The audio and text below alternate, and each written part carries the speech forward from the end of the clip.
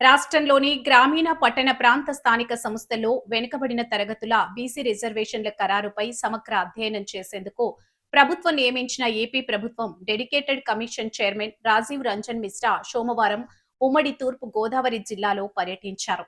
ముందుగా ఆయా శాఖల అధికారులతో రాజమహేంద్రవరం ఆర్ఎండ్బి అతిథి గృహంలో సమీక్ష నిర్వహించి ఉమ్మడి తూర్పు గోదావరి జిల్లాలో బీసీల స్థితిగతులను అడిగి తెలుసుకున్నారు.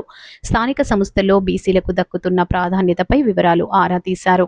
జిల్లా జాయింట్ కలెక్టర్ వై మేఘాస్వరూప్ మర్యాదపూర్వకంగా కలిసి మొక్కను అందజేశారు.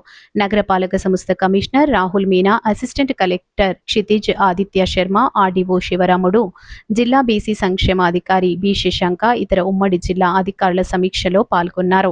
ఈ సందర్భంగా ఉమ్మడి తూర్పు గోదావరి జిల్లాకు చెందిన వివిధ సంఘాలకు చెందిన స్థానిక ప్రజాప్రతినిధులు, సంఘ నాయకులు తదితరులు రాజీవ్ రంజన్ మిశ్రాను కలిసి వినతి పత్రాలు అందించారు. కమిషన్ చైర్మన్ వెంట కమిషనర్ డెడికేటెడ్ కార్యదర్శి డి చంద్రశేఖరరావు ఉన్నారు.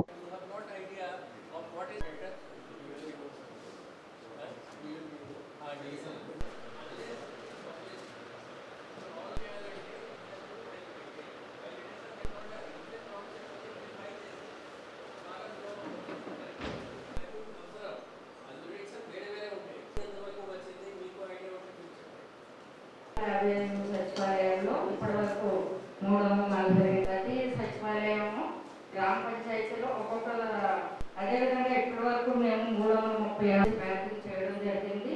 అదేవిధంగా పరిస్థితి క్రాస్ చెక్ ఈ వార్డుగా చేసి